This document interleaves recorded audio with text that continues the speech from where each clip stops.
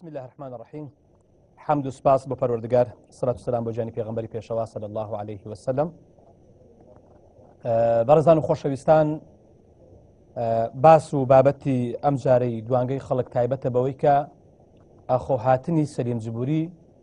سەرۆکی پەرلەمانی عێراق بۆ کوردستان چ سوودێکی هەیە. هەموو لایەک ئاگادارین کە لە ئێستادا لە عێراق ئەوەی دەگوزەرێ، ئەوەی دەبیندرێ، ئەوەی کە هەمومان ئاگادارین ئەوەیە کە ئێستا حکوومەتی عێراقی ناتوانێت کۆ بێتەوە، ئەوڕۆ بڕیار بکۆ بێتەوە نەیتوانی، و هەروەها پەرلەمانەکەشی لە کار کەوتووە. هەمووش ئاگادارن کە هەفتەی ڕابردوو خۆپشاندەران کە بە ئیعازێکی موقتەدا سەدر هەر هەمویان ڕژانە ناو گۆڕەپانی ناوچەی سەوز و لەوێشەوە چونە ناو بارەگای پەرلەمانی عێراقی، و ئەوەی کە ڕوویدا وابزانم کەس نییە لە عێراقەکان نەیان بینێ بێ کە چۆن بە چ شێوەیەک ئەزیەت و ئازاری پەرلەمانتارانیاندا و لە ناو هۆڵی پەرلەمان چۆن و بە چ شێوەیەک وتافیان دەکێشا. ئەوەی واقعە کە ئێمە ئێستا دەیبینین سیاسیەکانی عێراق هەر سێ سەرۆکایەتێکە کۆبنەوەشیان کرد، بەڵام بێسوود بوو. لە ئێستاشدا سەرۆکی پەرلەمانی عێراقی سەلیم جبوری لە شاری سلێمانیە و لە هەوڵی هێورکردنەوەی بارودۆخەکە و بەشداریکردنەوەی جارێکی تری کوردە لە بەغدا، نازانین ئاخۆ ئەنجامی کۆبنەوەکان چی دەبێ، ئاخۆ ئەو چوارلایەنەی کە لە سلێمانی لەگەڵ سەلیم جبوری کۆبنێتەوە ئایا دەگەم بە چ نەتیجەیەک، ئایا کورد چ مەرجێکی هەیە بۆ گەڕانەوە، ئایا گەڕانەوەی کورد چ سوودێکی هەیە بۆ بەغدا، و بە تایبەتیش بابەتەکەیمە ئەوەیە ئایا هاتنی سەرۆکی پەرلەمانی عێراق سەلیم جبوری بۆ هەرێمی کوردستان چ سوودێکی هەیە، ئایا دەتوانێت ئەو متمانەیە بجێڕێتەوە جارێکی تر، یاخود ئایا کورد جارێکی تر ئەو متمانەیە ینی بەدەست دێنێتەوە کە بتوانێت بچێت لە بەغدا و لەوێ لە پەرلەمان دابنیشێ و بتوانن هەیبەتی کورد جارێکی تر بژێڕنەوە بۆ ئەوێ، یاخود بابزانین ئاخۆ بە فعلی گەڕانەوە بە بەغدا چ قازانجێکی هەیە، یاخود نەگەڕانەوە بە بەغدا چ قازانجێکی هەیە. چونکە لە ئێستادا قسە زۆر دەکرێت، ینی وا هەیە پێی وایە کە هیچ سوودێکی نێگەڕانەوە بۆ بەغدا، چۆن لە ڕابردوو سیاسیەکانی کورد دەسەڵاتدارانی کورد لە بەغدا شتێکی ئەوتۆیان نەکرد، گەڕانەوەشیان هیچ سوودێکی نابێ. زۆر قسە لەسەوە دەکرێت ئاخۆ ئێمەی کورد شەریکین لە بەغدایان مشارکین لە بەغدا، چونکە شەریک جیایە و مشارک جیایە، واتە بەشدار جیایە و لەوەی کە تۆ شەریک بی. ئیدی ئەوەیە کە ئێستاکە بەغدا بەو بارودۆخی کە پێیدا تێدەپەڕێ بارودۆخێکی نالەبارە، بارودۆخێکی نەخوازراوە، بارودۆخێکە چۆن دەڵێ لەسەر تەقینەوەیە. دیارە نێوانی شیعە و شیعە، نێوانی سونە و شیعە، نێوانی کورد لەگەڵ شیعە بەعام، ینی وەزعەکە ئەوەی کە دەبیندرێ بارودۆخەکە نەگونجاو و نالەبارە و ناخۆشە. ئەگەر برانی بەڕێز ژمارە تەلەفۆنەکانی هەولێر دابنێن تەواوە، بەڵێ بۆ ئەوەی کە بەڕێزان پەیوەندی بکەن، پەیوەندی بگرن تاوەکو قسەی خۆیان بکەن، وەکو ئاماژەمان پێکرد لە ئێستادا سەرۆکی پەرلەمانی عێراق لە هەرێمی کوردستانە و هاتووە بۆ ئەوەی قسە بکا لەگەڵ کورد، هاتووە بۆ ئەوەی کە پەرلەمان کارا بکرێتەوە، هاتووە بۆ ئەوەی دیارە بەر لەوەی کە خۆپشاندەرانیش بستنە ناو پەرلەمانی عێراق، هەموو لایەک ئاگادارن کە پەرلەمان بوو بە دوو بەش، ینی بەشێکیان لەگەڵ ئەوە بوون کە ئیدی هەر سێ سەرۆکایەتێکە هەڵبوەشێتەوە، بەشێکیان لەگەڵ ئەوە بوون کەوە باوەکو خۆی بنێتەوە. بە کورتی و بە کوردی ئایا هاتنی سەرۆکی پەرلەمانی عێراق بۆ هەرێمی کوردستان چ سوودێکی هەیە؟ بەڵێ با ئەگەر پەیوەندی هەیە با بفەرمێ. بەڵێ چێ کاک محەممەد فەرموو بەقەڵ. زۆر سپاس کاک محەممەد. بوری بۆ سلێمانی وادەگە کە کورد سەرکردەی نییە، یعنی کورد پەرەوازەیە، ینی لەبەرەوە بۆ نەچوە هەولێر، بۆ نەچۆکن بۆ لای سەرۆکی ناشەرعی هەولێر، چونکە دەزانێت سەرۆکەکە ناشەرعیە، ئەو چوار حیزبەی کوردستان شەریعەتیان پێ نەداوەتەوە کە 2 ساڵی کە بێتەوە سەرۆکی هەرێم، هەر بۆ خۆی بۆتەوە سەرۆکی هەرێم، ینی هیچ شەریعەتێکی وەردەگرتووە، ئەو چوار حیزبە بۆیان ئیمزا نەکردووە کە سەرۆکی دەوڵەت بازرگانی بکتەوە سەرۆکی هەرێم. من باسی سەلیم زبوری دەکەم سەرۆکی پەرلەمانی عێراق پێ دوایە هاتنی بۆ هەرێمی کوردستان و کۆبنەوەی لەگەڵ ئەو چوار فراکسیۆنەی کە ئێستا لە سلێمانین ئایا دەتوانێت متمانە بژێرتەوە بۆ ئەو چوار فراکسیۆنە ئایا دەتوانێت جارێکی تر کورد باتەوە بەغدا من قسە لەسەر ئەوە دەکەم بەڕێز دەکەم من قسە لەسەرەوە ناکەم چێ شەرعەتی لەدەستداوە چێ سەرۆکی هەرێمە چێ سەرۆکی هەرێم نییە بۆی حەز دەکەم بەڕاستی هەر بەڕێزێک پێوێن دەکە بابەتەکە بەلارەدا مەبن خۆتان ئاگادارن کە ئێستا کە بەغدا چۆنە بەڵێ کاکە تۆ قسەکت پێ بگەم کورد پەرتەوازەیە ئێستا ئێستا بۆ هەلایەنە کۆ دەبێتەوە هەر بزانە ڕێیان چۆنە ولایەنە بۆ لە یەکلایەن کۆ نابێتەوە لەگەڵ سەرۆکی هەرێم کۆ نابێتەوە دەستەکن کۆمەڵی ئیسلامی دەستەکن گۆڕان دەستەکن بزانە ڕێیان چۆنە پەرتەوازەی کورد ئێستا کا ئەو چوار حیزبەکان ڕێیان هەیە ینی سەرۆکی هەرێم دکتۆ ئەوە بۆ سەرۆکی هەرێم مەسعود بارزانی کا ئیمزایان کردووە ئەوە بابەتێکی ترە ئەمن ئەوەی ئاگادارم کورد ئێستاش دەیانەوێت بە یەکدەنجی یا بگەڕنەوە بەغدا یان نەگەڕنەوە بەغدا بەڵام ئاخۆ سووەڵامی سەلیم زبوری دەدەنەوە سەرۆکی پەرلەمانی عێراق ئەوە شتێکی ترە زۆر سوپاس دەکەم کاکەم محەممەد جان دەستەکانت خۆش بە قوربان بەڵێ گیان فەرموو بەڵێ فەرموو کاک سامان فەرموو گیانەکەم سامان کەرکوچی بەڵێ بە قوربان کاک سامان کاک سامان بەڵێ گیان ئەم کاتت باش بە قوربان ئەم کاتت باش گیانەکەم فەرموو کاک حەلیجان لەسەر تەوەرەکەی جەنابەت عەزیزم بەڵێ لەسەر تەوەرەکەی بەڕێزت گەڕانەوەی پەرلەمانەکانی خۆمان بۆ بەغایان لە کوردستان بن بە من هیچ تەسیرێکی نییە ئەسنە ئەوێت یەکەن بەس موچەی وەرەگرن و دێنەوە بەڕێی من یەکسەر قەراری حاسم بدەن قەراری حاسمدان باشترین حل لە بۆ کوردستان خۆ دەزانی لەوێ هێرش کرا سەر پەرلەمانکارەکانمان کۆمەڵی ئیهانە و ئەملا ئەولا و کاک ئەحمەد حەجی تاهاو ئەوانە نەبووە بەڕاستی ڕەنگە کۆمەڵی زۆر شتی ناخۆش بقەومایە بەڵێ بەڵێ کاک سامان ئەمە لەسەر تەوەرەکەی جەنابەت بەڕێی من نەگەڕێنەوە باشترە بەڵێ مەبەستی من ئەوەیە پێ دوایە کە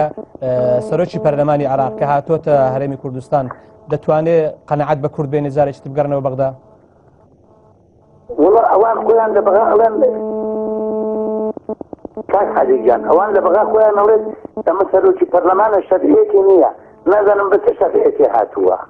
بەڵێ دەستەکانت خۆش کاک سامان زۆر سوپاس نەگە تۆزێک برایانی بەرز دەنگ لە ژۆری زۆر کەمە ناتوانم ناگەتە لایمتەوە بەڵێ بەڵێ شێمان لەگەڵ باب فەرمێ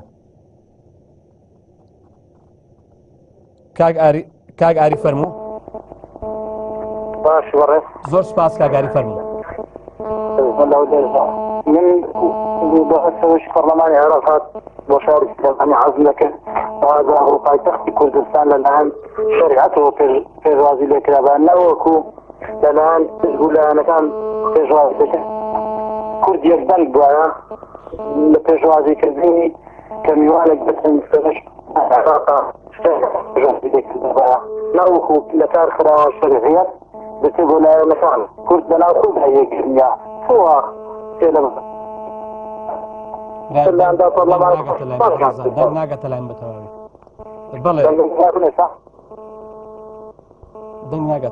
دەنگ ناگەتە لاین بەتەواوی لێرە باشە نازانم لای من هەڵەکە لە ژوورێ لەوانەیە شرعت لە کوردستانەکە ئاڵۆزدەیکە باشە شرعت لە سەفراوە هەسان هەگرێ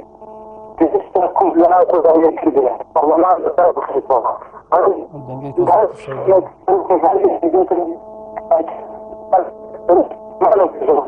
زۆر سپاس کاک ئاریجان وەڵا تێت ناگەم بخۆن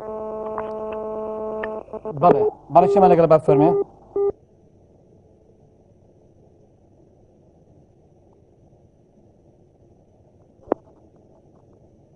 دایکی ئەحمەد بەڵێ دایکی ئەحمەد فەرموو ئەو کاتت باش دایکی ئەحمەد بەنسبەت تەوەرەکەتان هاتمە سەرۆکی زۆر سپاس برایانی بەڕێزم گوێم لە دایکی ئەحمەد نییە بە قوربان کاک دایکی ئەحمەد تۆزێک دەنگت بەرزکەوە دەنگت بەرزکەوە ڕێزەکەم جدێمە ئێستا بەڵێ فەرموو بالنسبة لتوركي هاتني سروتي برلماني عراق وكردستان بله براسي سروتي برلماني عراق بخطم نزان أصلا كيف نازن سروتي برلمان مايا أنا مايا بله هاتنا كشي لبسلماني نازانم هيك معناها شنية كان هات الشاري هودي لقى هات بالغ بناي يعني كنت كودان جاي استلا بغداي أول باشا كنت كودان بلا أو هاتي نازم هاتي كودان جكي بشينيان بس تشتكي هي لبروي وكو عثمان عرب هر عربو كل شهر كرده خوشنا أو لسلمان هيك بيجوز كلب كلابايا لا بقرن دراباوا دي ورا هر هم ما كرده كان بيكو دا دنشين بيكو كمان لقيت كانك تقوى تاج حد بسلا حزبكو قصش لي ور بقري قصش لي ور بقري بقوزتات براي من يشتينوي كذبو بغداي يعني هي تشتول بلا كنت نتنو بهيش شويت لبروي خمان دزاين كاتي لسلماني كرده نشتبو أنا عبادي لبرلمان العراق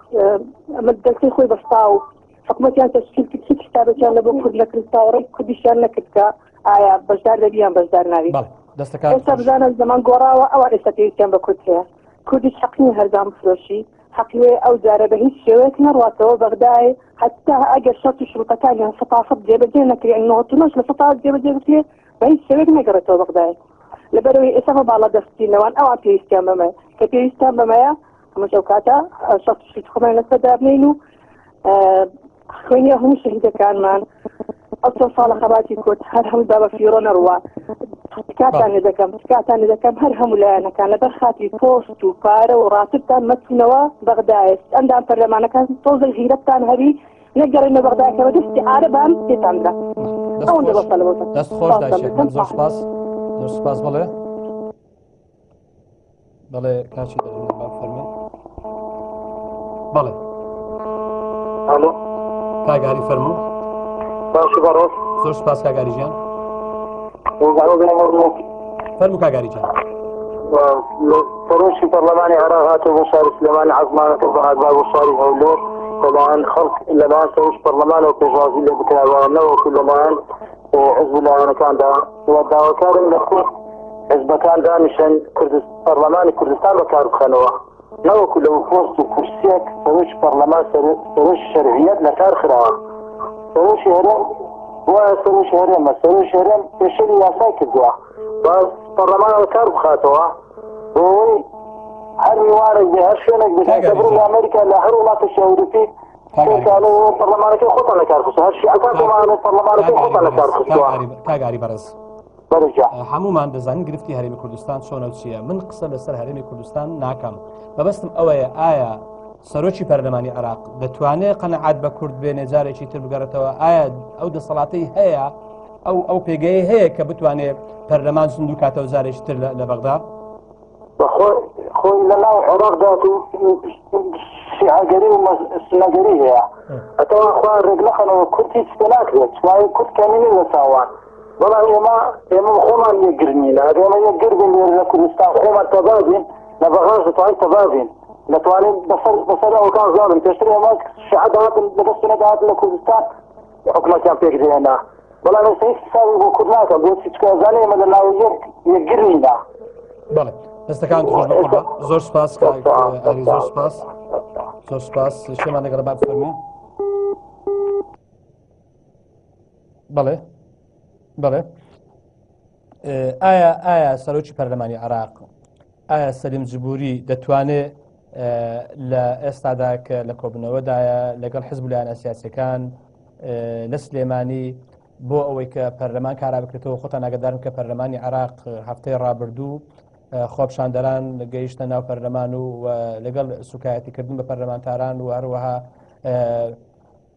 شەلەلپێهێنانی پەرلەمان و هەروەها شەلەلپێهێنانی عەمەلیە سیاسی بە دوای خۆیدا هێنا ئایا لە ئێستادا سەرۆکی پەرلەمانی عێراق کە لە شاری سلێمانیە دەتوانێت متمانە بە کورد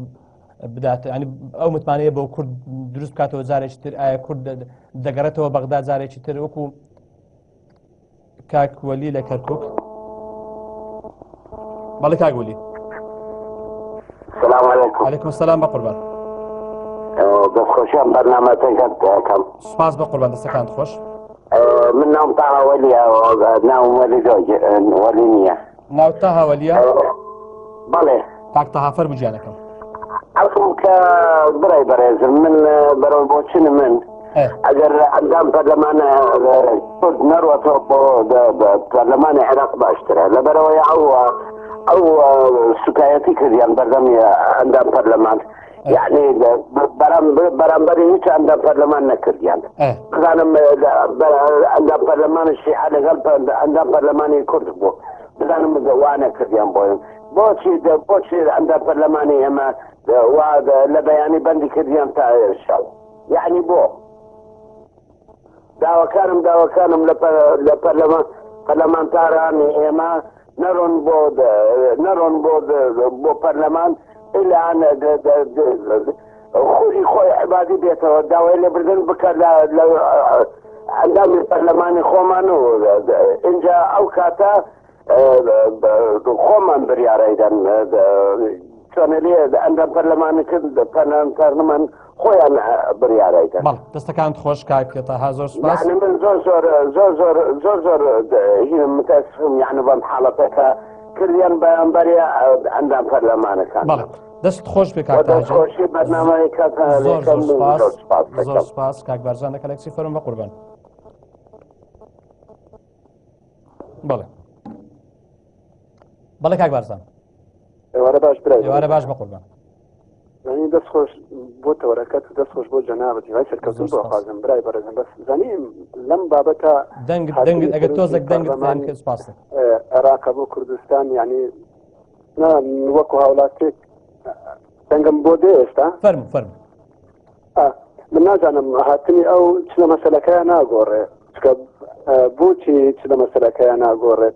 كو برلمانك نما ولا عراق لكردستانش بهمان حالة يعني بوچي ألم چلا مسألة كيانا غوري كردستان راسه يسأل لهم ولا الشاشة كان تلفزيون أدمين ألم يقدنجن برلمان تاركاني كردستان فراكسونا كان لبغايا لعراق بلان بعكسه وانيا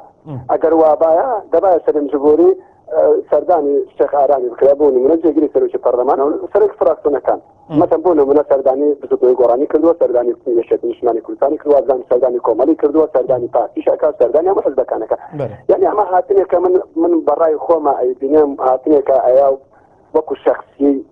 سرداني كساني كهاورين ككاني يعني تقول تقول أنا قال بك أجابوا صار هاتي أصلا سروكي برلماني عراق الرز وحرمتهم بوي حستكي لجريدانيا دو نفري عندنا برلماني لستكي خويا عجب تشتري بك يعني دو عندنا برلماني زيادتنا هم حزب كان عراق بدي فرق جواز يعني برو لليست إلى فراكسونكي نوري ماريشياش عبادي لقى سي عندنا برلماني بجيري أكاد أو بجيري نوري ماريشياك يعني بونو من ما بس هاتني سرداني سروشي برلماني عراق أبو كردستان إيش مسألة كأنا أقولت أما مسألة كأيتر بس خفاضني خدشي عراق أو من أزانم يعني في الكردين لا كردستان أجاب بلانه كذا بو عندنا برلمان كان كردستان بو عراق لا نايش ترميه وش مسألة كأش نقول بله دست كانت خوش كاك برزان زور سپاس ل تۆڕی کۆمەڵایەتی فەیسبوک کەریم کەشکۆڵ نووسیتی هاتنی بۆ کوردستان تەنها ڕازیکردنی کوردەکانە بۆ گەڕانەوەیان بۆ بەغدا بۆ ئەوەی بەرنامەکانی کاری خۆیان پێتاوە بکەن. مراد برادۆستی دەڵێت لەوانەیە پەیامێکی پێبێت بۆ پەرلەمانتارانی کورد کە لە بەغدا کە دووبارە کوردستان و عێراق لە یەک نزیک بکاتەوە هەوڵی ڕێخستنی نێوماڵی کورد بدات لە بەغدا. کاک حەیدەر عومەر دەڵێ ڕازیکردنەوەی کورد و یەکدەنجی لەگەڵ سوننەدا بۆیە هەر دەبێت بە تەوافق ڕێبکەون. کاک پێشڕەو دەڵێ خۆی لە خۆیدا هەموو سەردانێک مەرامێکی سیاسی لە پشتەوەیە و سەلیم زبوریش ئامانجەکەی ئەوەیە کە کورد بە قسەی ئەو بستەوە بەغدا و کورد و سوننە لە یەک نزیک ببنەوە. کاک نیاز باڵەکی دەرێ هیوادارم ئەم جارە لێپرسراوانی کورد بە سادەیی مامەڵە نەکەن و بە بەڵێنی ڕەونەقدار هەڵ نەخەڵەتێن. کاک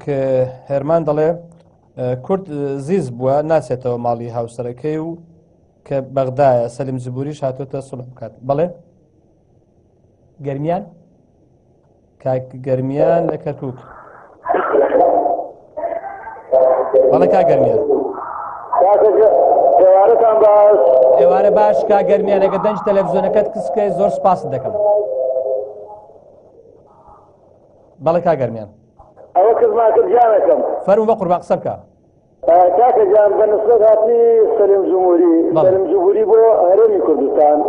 ئەوکو جەناب فەرموود ئایا ئەتوانێت کورد بەرێتەوە بۆ بەغایان نا دەنیا بەڵێ پرسیارەکە ئەوەیە دڵیان لەوەی کورد دەگەڕێتەوە چونکی خرابەی سیاسی کوردی کاتی خۆی لەگە جەنابت و کۆی دانیشتوانی هەرێمی کوردستان ئەگە بیریان بکاتی خۆی کە ئەم حکومەتەی عێراق کە تەشکیل کرا حکومەتی عێراقی وەزیرەکان سوێنیانە خوارد لە گردەکەی زەرگەتا کورد مقۆی ئەو بوو چێ بۆ بەغا یعنی ئەوان هیچ احتیمانی بە کورد نادەن کاکە جان ئەگەر کورد يعني من خوتي اخواتم برياض سي برلمان كل جا بكشتا لا برلمان العراق برياض سي برلمانتاريا بكشتا لبر اي كاكا جاد دينك برايد باسكا على هر اندام برلمانك سيدانا حمايه هي سيدانا حمايه بو نصراوا شاطدو اندام برلمان مان هي ولا تو اما كوي كروا هزار وهصفت صدنا حمايهك ماتا هر حماية كان متقي هذا مليون يكون صفاته كثر فارية كان بقواي جوري هيك كثر كان صار حماية ثانية شيكا شاور قلتو فاركان بأخوانا نقول أما نداقو فينا كرد كان برونا ونرونا ولا بنو لا سليماني بنو لا باكستان بنو لا بغا بنو لا حكمتك أبو بكر بغدادي بن هيك فارية كان بكردنيا كرد أولياء قرين موا جمو كردستان لا مالكم ريكا خموا باسكاكا او خوي بلا غوره دانا دبه صاحب كاله تر کومل شي خوي نا مالك لك خينوا كاك دنيا بني عليه لا شانفي تنزي شانفي تنزي 2000 شانفي يا فايتا كزيكو داي كده کوملانه شي خلق واخوي مو اماده كدوا كدوله دروس كان امر ساعه فراحي داخلي بتنو بو بغاو نينو بو بغاو كاك سلم جمهوريه شي لا بغاو لنا غرن جيت لا اما فرت سوري براك راوا كاك جمل لك مالك يقوم اولادي قوموا كاتي قول حساب بونا كاخلق هو حساب بوكا كاكا جان داري سزباري كما دقوشي لك وركتكم مراتي توريتي جوهر دارا وميدكم كويدان سواني هرمي كردستان جوان نمبر نانو اندام برلمان اويكا كراب على طالباني وبعرام الشيخ محمد لنا او خلقي اوا بقول يا كمل الرسوا كده اگر اعصاب وكياب وكل من ذلك الناس وبغى بلان كاكا جان بخاطر بو باريا بخانه بو كردا حتى تتحداكم رجل الرجال عندك برلمانك وزير يسمان كاكا لدو هزار سواردهم بزيم كردستان برا خطي دعوة كل ولا كاكا مو باري خلق بردراوة فاري جيجار بردراوة بله دستكان خوش كاكا جان نمو كردا وزاري كدعوة لكم ملاني خطي كردستان كموا ام برلمانك كردن جاتي لدا بله دەستەکان خۆش بە قوربان زۆر سپاس کاک زمناکۆ پاڵانی هیچ سوودی نییە ئێستا بڕیار لای شیعەکانە و سوننە و کورد بەراوێز خراون کاک ئەحمەد لە کەرکوک فەرموو حەیدەر بە داوانی دەڵێ پەیامەکەی ئەوەیە کە بگەڕێنەوە دەنا زەرەر دەکەن و ئەمریکا دەتان باتەوە کاک ئەحمەد فەرم بە قوربان ئەم کاتت باش کاتت باش و عەلەیکم سەلام بە قوربان بەڵام من ئەوانە خۆیان نەزان کە بەبێ کوردی چاپێ ناکەیە لە بەغا بەبێ کورد بەشداری کورد و خۆتە زایی چاگەزای لە 2003 تا کورد دەوڵەتی عێراقی دروست نەکردەوە پێشمەرگی نادە بەغا و دەمپشتی خەڤای هەمووی بە هێزی پێشمەرگە نەپاراز ئەوان نەیانتوانین کاک ئەحمەد بەڵێ لە ساڵی 2008ەوە تا ئەو ساتەی ئێستا تۆ قسە لەگەڵ من دەکەی هێزێکی کوردی پەرلەمانی عێراق دەپارێزێ بەڵێ لە ساڵی 2008ەوە تا ئێستا بەڵێ لەگەڵتان ئەلەو کاتەوە خۆش ئازان چاگەزان کە بەبێ کورد ناتوان هیچ شتێ بکەن لە عێراق بۆی ئەوە هاتنە دڵی کورد دەوازیکەنەوە هەمیشان وەک ساڵی 2010 و 2010 کە یانەیە هەمیشان پەرلەمان کارا بکەنەوە بەڵای من باشترە کە پەرلەمانتارانی کورد و قیادەی کوردی بەبێ مەرجی سەرەکی نەگەڕێتەوە بەغا یعنی چی مەرجێک مەسەڵەن بۆ نمونە ئێمە لە 2023 تا ئێستا هیچ شتێک بۆ کورد جێبەجێ نەکراوە تەنها ئەو سیاسیانەی کە چوونە تەنها پارەیان وەرگرتووە وەکو خۆت دەڵێ ئایا ئەی چی ینی بەچی خەڵک بنێرێ بەڕێزم پارەی خەڵک سەتا حەفتەکە جێگەی بینێرێتەوە بۆ کوردستان خەڵک هەمووی لە بەر سەوا خەڵک تووشی کێشەی کۆمەڵایەتی هاتووە لە بنەبوونی بودجە و پارە بنێرنەوە لە سەتا حەفتەکە بنێرنەوە بەس قسە و قسەڵۆک نەدەوە تەنها پەرلەمانتاریان بچنەوە بۆ بەغا بۆ ئەوەیە کەواسی دملۆنەکە بکەنە گریفان و بەشێکی بۆ حیزبەکە و بەشێکی بۆ خۆیان بەڵام من مەرجی سەرەکیەوە بێت کە پارەی پێشمەرگە و بودجەی خەڵکی کوردستان بنێرنەوە ئەو مەرجی سەرەکی بێت و تەواو خەڵک چییە خۆشگوزەرانیەوەی لێیان دەستەکان خۆش دەستەکان خۆش کاک ئەحمەد خەڵک من لە قسەی کاک ئەحمەد و دەست بە دەکەم وکلۆنەڵێ خەڵک چی دەوێت خەڵک خۆشگوزەرانی دەوێت خەڵک ئەوەی دەوێت کە بەڕاپاهیە دبژی خەڵک ئەوەی دەوێت کە لە مەشاکل دوور بێ خەڵک ئەوەی دەوێت کە لە ئاژاو و شەڕ دوور بێ لە ئێستاشدا عێراق ینی بە ناخۆشترین کاتدا تێدەپەڕێ بە تایبەتیش بەغدا و دەوروبەری کورد لە 2023 تا ئێستاکە هیچ یەکێک لەو مافە دەستوریانەی کە بۆ کورد دیاریکراوە لە دەستوری فیدرالی عێراق نەهاتۆتە دی ینی ئێستاش ینی چۆن بە چ شێوەیەک پەرلەمانتارانی کورد و پەرلەمانتارانی تر لەگەڵ ئەو پەڕێڕێزم بە سوکایەتیەوە دەرپەڕێنراندا لە بەغدا لە ئێستاشدا کە سەرۆکی پەرلەمانی عێراق لە سلێمانیە و کۆبنەوە لەگەڵ لایەنە سیاسەکان دەکا بۆ ئەوەی کە جارێکی تر متمانە بجێڕێتەوە بۆ لایەنە کوردەکان و بە حسابی خۆی کورد بباتەوە بۆ بەغدا بەڵام ئاخۆ کورد جارێکی تر دەچێتەوە بەغدایان نە ئایا بە مەرز دەچێتەوە یان نە ئایا کورد هەر ئایا لە کورد لە بەغدا بەڕاستی شەریکە یان مشارکە یان بەشداری پێکراوە بەشی هەیە یان بەشداری پێکراوە چۆنە کەس نازانێ بەڵێ چێمان لەگەڵ باب فەرمێ بەڵێ باشی عەبدوڵڵا کەرکووک بە قوربان فەرموو السلام علیکم وعلیکم السلام ورحمة الله باشی براکەم زۆر سپاس باوکی عەبدوڵڵا فەرموو لە خۆشی بەرنامەکە لیاکەم سپاس بۆ بەڕێزت سەلامەتی وەڵای من ڕخنەیە زۆر گەورەم لە کورد هەیە چۆن ڕخنەکەیشم ئەوەیە ئایا کورد دەتوانێت پەرلەمانی کوردستان چارەسەرکەوە ئاڵچاوە پەرلەمانی بەغایە ئایا ئەوان پێشوازی لە سەرۆکی پەرلەمانی عێراقەکەن ئایا لەم لاوە کوردستان خۆی پەرلەمانە بلیچ بووە حکومەتە بلیچ بووە نە حکومەت ماوە هیچ نەماوە ئاچان لە پەرلەمانی بەغایە يعني من تعجبن قال برلمان العراق وبرلمان كردستان وبطاولة حزب الإسلام قالش بەڵێ بس خوش وبراك زۆر سپاس کاک باش عەبدوڵڵا زۆر سپاس ئایا پەرلەمانی عێراق کارا دەبێتەوە یان کارا نابێتەوە ئایا ئەو بارودۆخە بە شێ دەگا ئایا سەلیم جبوری ئەو کارکتەرە بتوانێت کە دەتوانێت بە فعلی قەنەعات بە کورد بێنێ ئایا دەتوانێت ئەو پەرلەمانەی کە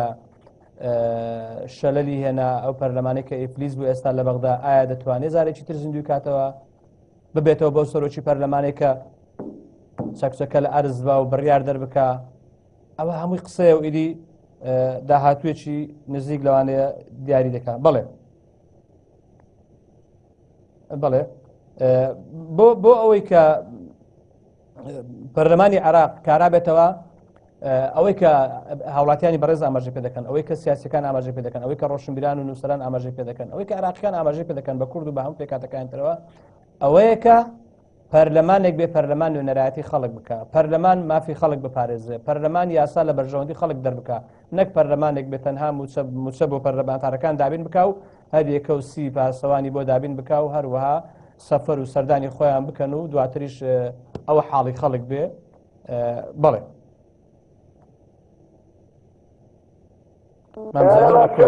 فەرموو زۆر يجاي دەست خۆشێ بەڵام من دەڵێم لە ئەشاردا کورد پێویستی بە بەغدا نەبوو لێرە بوو بە لە مەرجایەت داوای ماتو خۆیان بکەین باشتر بوو لەوەی چبانە بەغدایە خۆ ئەو شۆرشە و ئەلپال و چمیا باران و ئەو هەمە عەزابی کورد و تێکداری کەن کەزار دێت چ پێویستی بۆی نەدەگرێت بچە بەغدایە ئەوە فێرە عەقڵ بکەیەوە دەوڵەمەندان بکەین و لەسەر خۆتیان بکەی عەلکەن و ئەو ڕەش سابت بۆ مەکەن کارە ساتەکە لێرەیە كل سياسة مداري نية حتى حسن نيتي أي سيبكين مامزة سيبكا كل سيبكا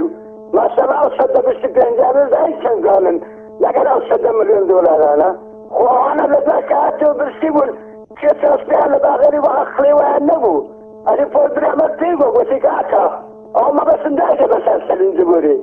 فول برعمل وثيقا ويدرسان كلها دولتي قردين يوكا وثيقاكا شو مصر كده عندنا كان سندعات بارها لكس أما عقليتي كلها أما أول صوبك صاحي أمريكا تبعي داويدك نحسب له من نحسب له تنا له شعرنا له سنة بعض الأساسي أنا بتشكل له سنة وكشتني عراقيان له أكاول كني عراقي تك بدان الشيعة بشيعة تك بدان السنة بسنة تك بدان الشيعة غير السنة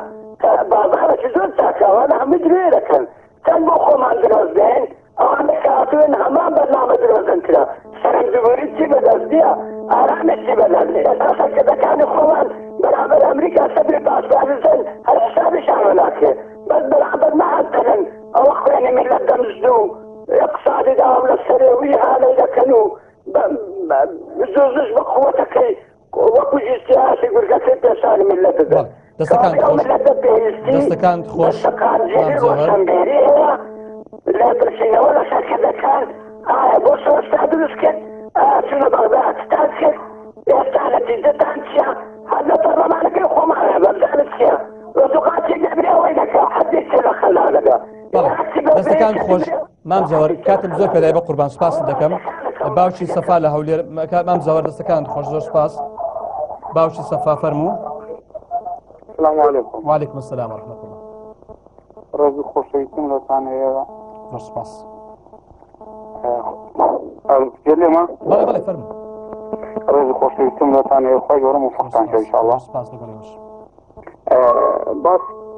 باست کرد گوتر لە 2008ەوە لە عێراق لە پەرلەمانی عێراق کورد حمای ئەو بێگومان ئەوە بێگومانە. باشە ئەگەر وایە لۆ نەیانتوانێ عیلاتەکی ئەو ئەندام پەرلەمانانەی خۆیان بکەن لۆ ناتوانێ حمای ئەو پەرلەمانی خۆیان بکەن لە ئەخباری دوونی ژێم لێ بۆ دەرێ بەعضەشان بە بەرزشی ژنانەوە هەراتێنە ئەدی لۆ لەبەر ئەگەر لە پێش لە باڵێن شارەکانی کوردستان خەڵکە بچی لەبەر بارەگا بە گول لەو لە خەڵکانی خوێن دەکرێت لۆ لێن دەرنایانتوانی تفەچیرەکەشی بکەن ئەو شتانە هەموو دێمۆگاتەیە هیچی بەسەر هیچەوە نییە يعني تماشای که سلیم زبوری هاتی تهیر کانا لوتی ببیرم دی اما انو حالت که دی عرب قومشی پیسن و خطرن و عرب اما شمیا باران که عرب وایل کردین این اصلا خیل ادی بخدو ابوی نوکری عرب ای باش او مصارفی او رو لا قوبونا وكان سليم زبوري ودار دستكي كرا من بيقومانم تأكيد لوي معاش وزارتش بيدرا إما ظنم أويك أنقو أما سير دكانو أويك بخوتان دكان دوشتي زور لك جدانا كاكا لغتي أمين ببيرن أما تنفير كده ببين أنه كيري أنقو أما تنوافير كده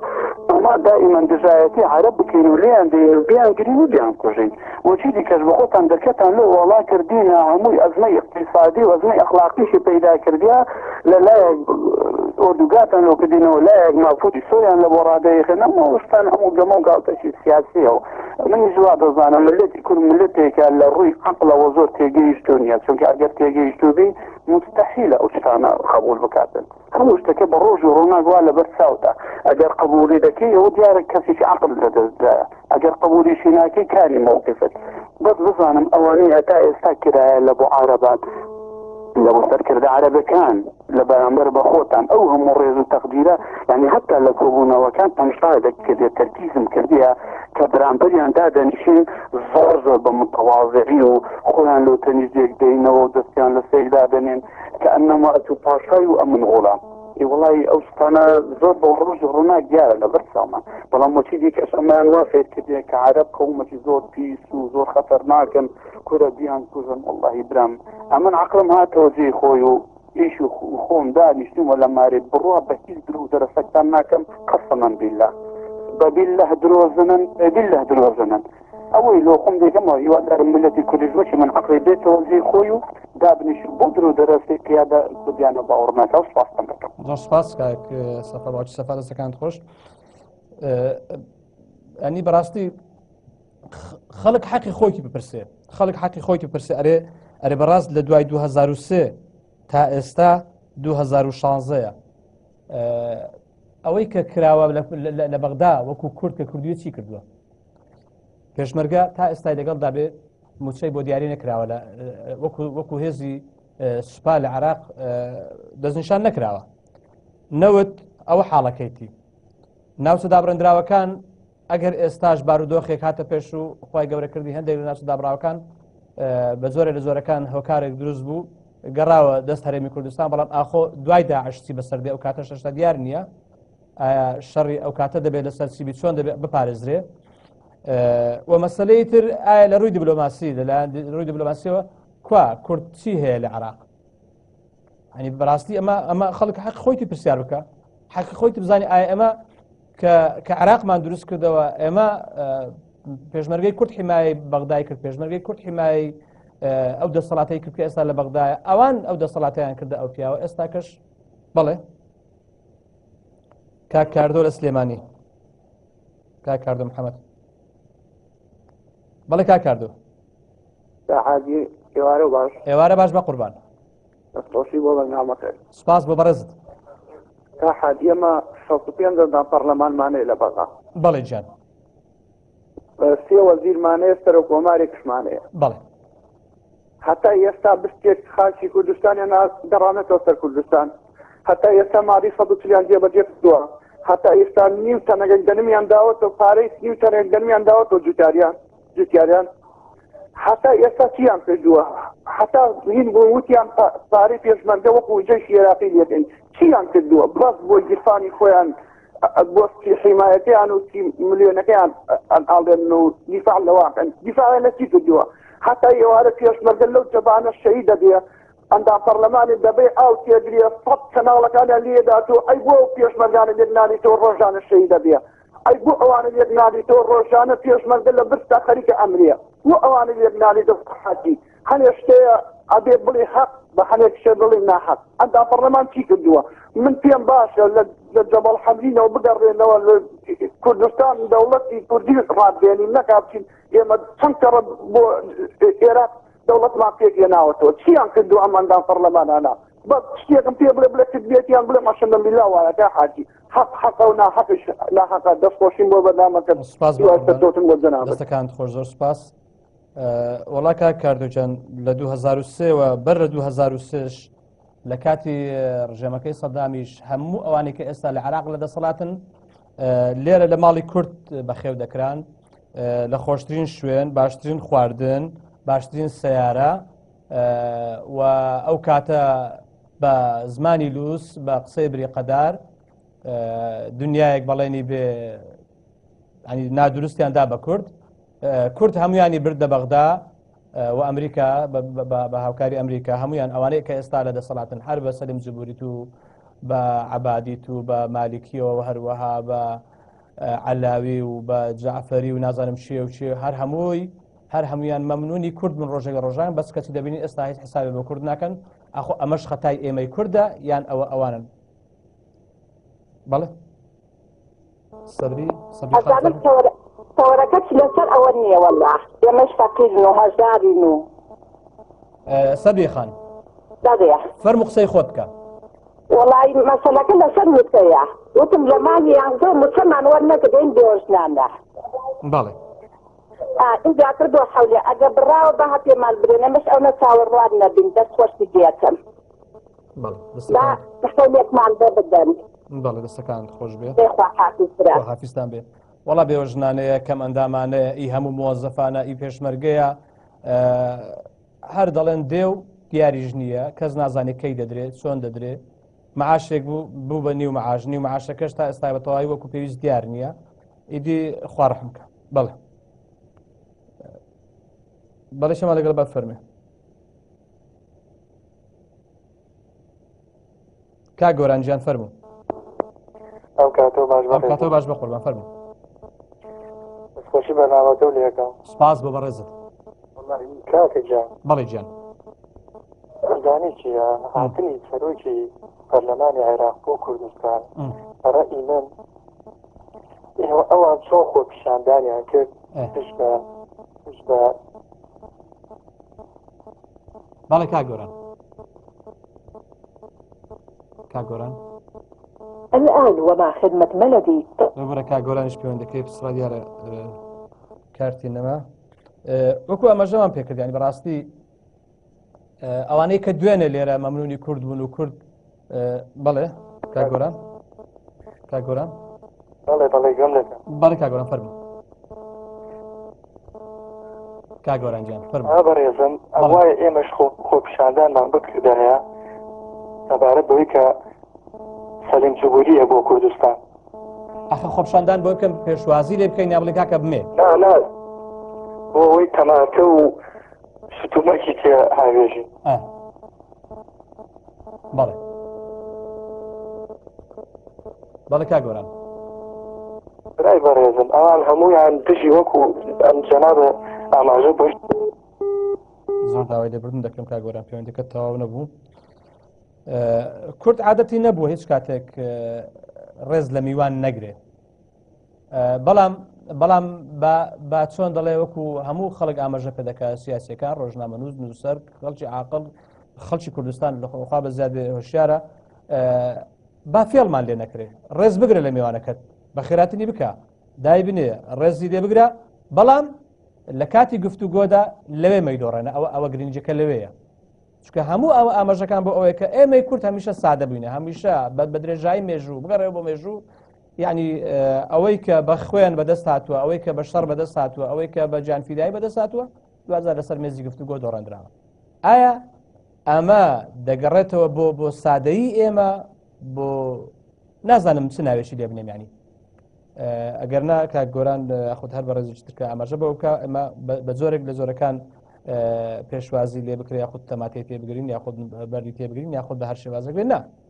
ئەو پەڕی ڕێزیشی لێ دەگرین و بە خێراتنیشی دەکەین و ئەگەر چیت بەدەستە فەرموو یەک و دوو سێ ئەوە مەرج و شەرتی منەوەکو کورد ئەگە بۆمان دەکەن باشەگەرنا بەغدا خواهات بەڵێ ئەنی بۆ ئەوەی کە ئەمە بەواقعی بین ئەن تۆزێک بە وەکو چۆن دەڵێ ئێستا دنیایەکە جاران دنیایەکی تر بوو ینی زۆرێکی تر بوو نەوعێکی تر بوو سیاسەتێکی تر بوو ئەوەی ئێستا دەگوزارێ هەم لە ڕووی نێودەوڵەتی ئیقلیمی ناوخۆیی جا لەوەی کە ئەوەی لە ساڵی 2023 هەبوو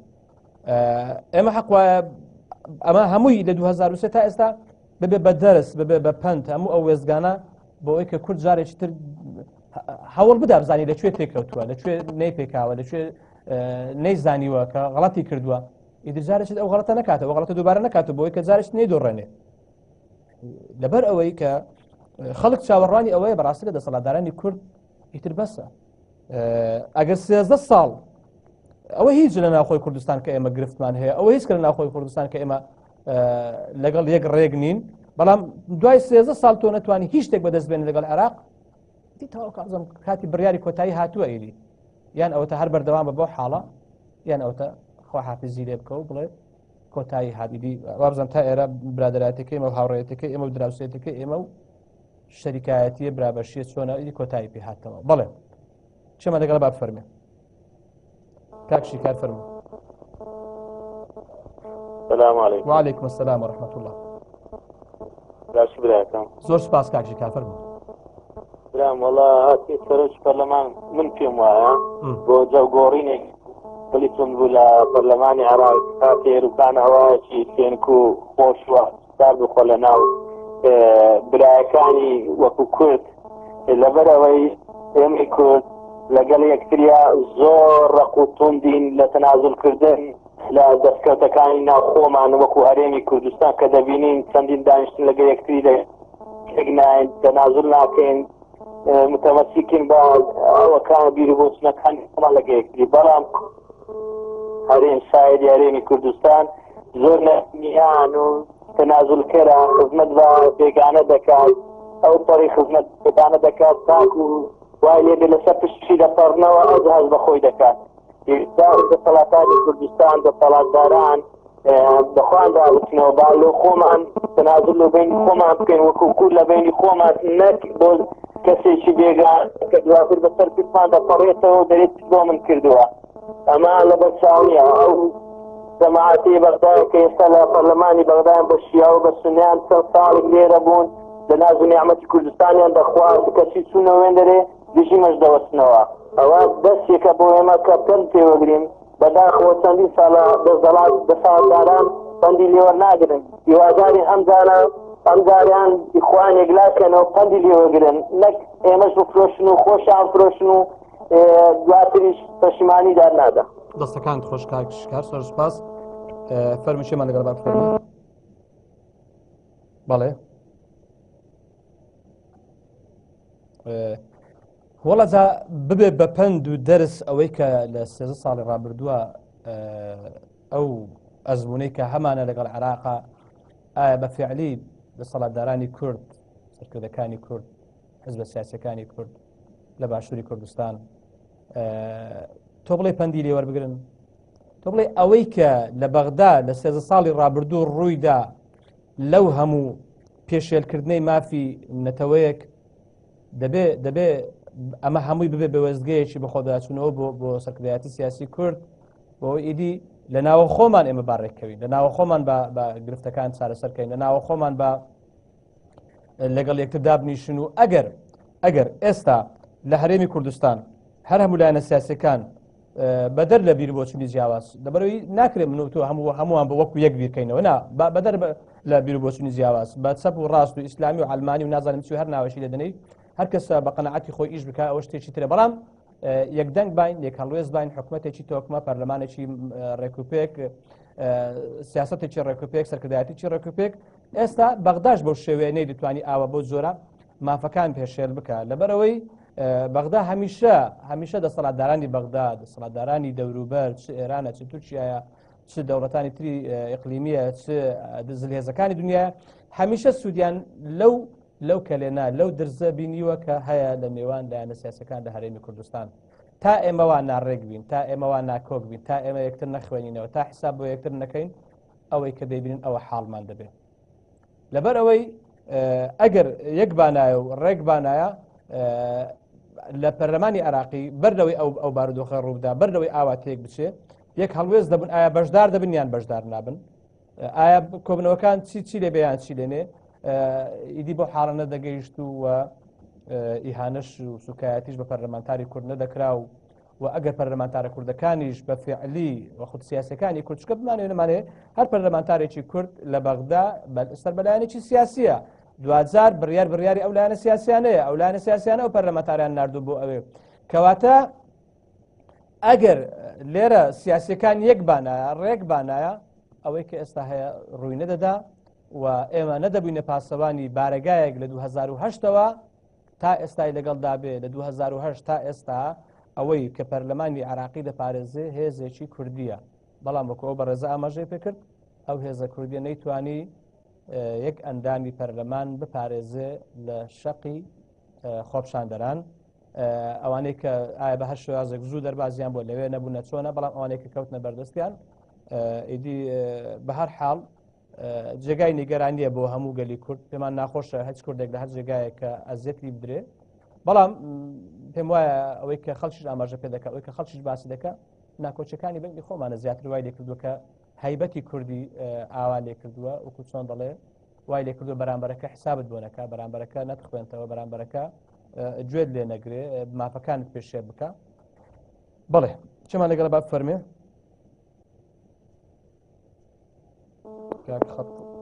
خطاب للراوية.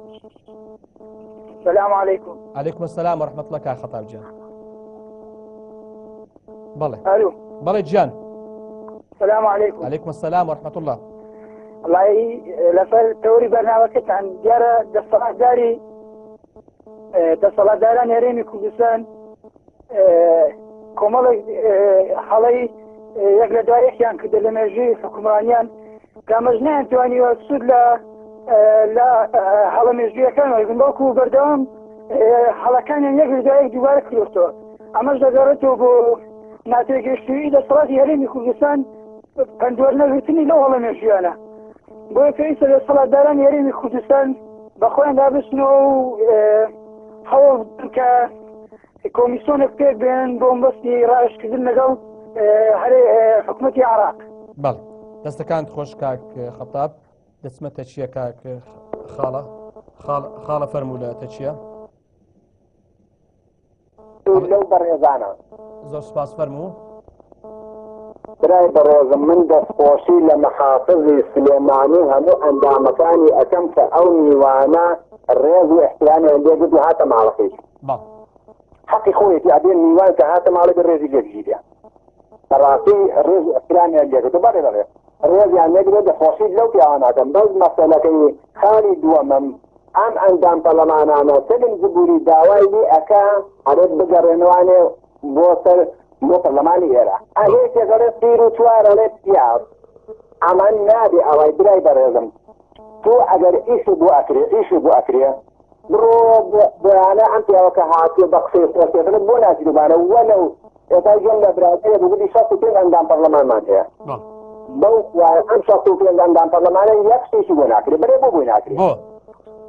لەبەر ئەو بۆی ناکرێت 2 ساڵە لە ساحەبدەکە بڕازدان قسەیشی لێکەن ئەیتوا لە ساحەبەکەم بە قوربانێدەم لە ساحەبدەکە توا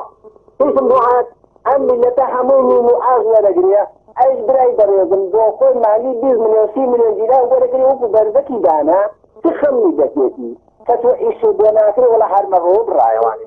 ئەم پیاوەساتوە بۆ لای ئەم بەڕێزانی دەستپێلانەی دەستخۆشییان لێکم و دەستخۆشی لە جەنابیشت دەکەم دەستخۆشی لەو پیاوە بەڕێزە دەکەم کە تەلەفۆنەکەی بۆ وەرگرتم دەستەکانت خۆشحاڵەجان زۆر سپاس بە قوربان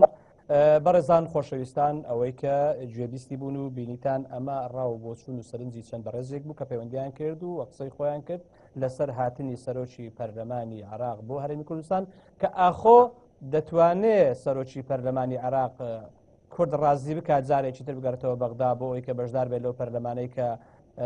جەماوەر چۆن ناو پەرلەمانەکە و پەرلەمانەکەی شەلەل کرد کەواتە لێرەدا دەگەڕێتەوە بابزین ئاخۆ ئایندە چی دەکات لەبەرەوەی زەمان هەم شتەکان چارەسەر دەکات بەڵام ئایا چەندە بەدڵی ئێمەی کورد دەبێ ئەوەش داهاتوو دیار دەبێت بە هەر حاڵ سوپاس بۆ ئێوەی بەڕێز و خۆشەویست سوپاس بۆ هاوکارانم لێرە لە هەولێر و هەروەها لە سلێمانیش تا ئەڵقەیشتر تا بەرنامەیشتر بەخوای گەورەتان لەسەر خۆتان بێت.